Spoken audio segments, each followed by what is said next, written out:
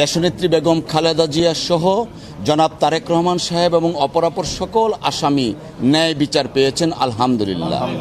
সেই সাথে আমরা আজকে এই মামলায় যারা সম্পৃক্ত ছিলেন, মরহুম এজে মোহাম্মদ আলী সাহেব, মরহুম খন্দকার মাহবুবুর রহমান স্যার, মাহবুব হোসেন স্যার এবং মরহুম ব্যারিস্টার জমিরুদ্দিন সিরকার স্যার সহ মরহুম ব্যারিস্টার মওদুদ আহমেদ স্যার, উনারা এই মামলায় সম্পৃক্ত ছিলেন। আমি দুঃখিত, সিরকার স্যার চলে আসছেন, উনি কিন্তু এখনো আছেন, আমাদেরকে নেতৃত্ব দিচ্ছেন। আমি দুঃখিত, উনি মামলা এখনো আছেন।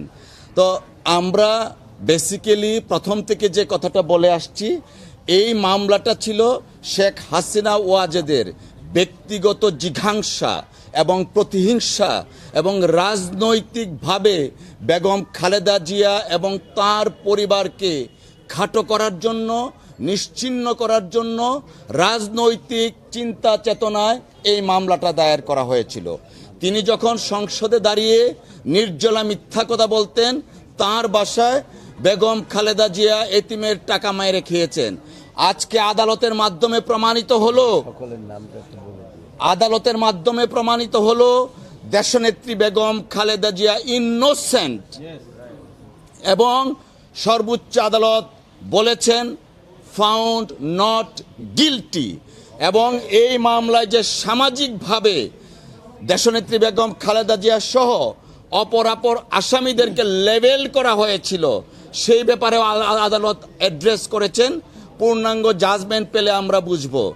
ম্যালিশিয়াস প্রসিকিউশনের কথাটা আনা হয়েছে, আলটেরিয়ার মোটিভের কথা আনা হয়েছে। অর্থাৎ আজকের জাজমেন্টে প্রমাণিত হয়েছে শেখ হাসিনা ওয়াজেদ তার ব্যক্তিগত রাজনৈতিক উচ্চাভিলাষ এবং ফ্যাসিজমকে প্রলং করার জন্য দেশনেত্রী বেগম খালেদা জিয়া, জনাব তারেক রহমান সাহেব সহ অপরাপর আসামিদেরকে এইখানে অন্তর্ভুক্ত করেছিলেন। এবং পরবর্তীতে মহামান্য হাইকোর্টের একটি বিভাগ, দুঃখ লাগে, অ্যাপিলেট ডিভিশন থেকে বলে দিল 4 মাসের মধ্যে আপিল নিষ্পত্তি করতে হবে। সবকিছু ছিল পলিটিক্যাল স্কিম। 5 বছরের সাজা 10 বছর করেছিল। তারা সকলেই আজকে মহামান্য আদালতের এই রায়ের মাধ্যমে প্রমাণিত হয়েছে।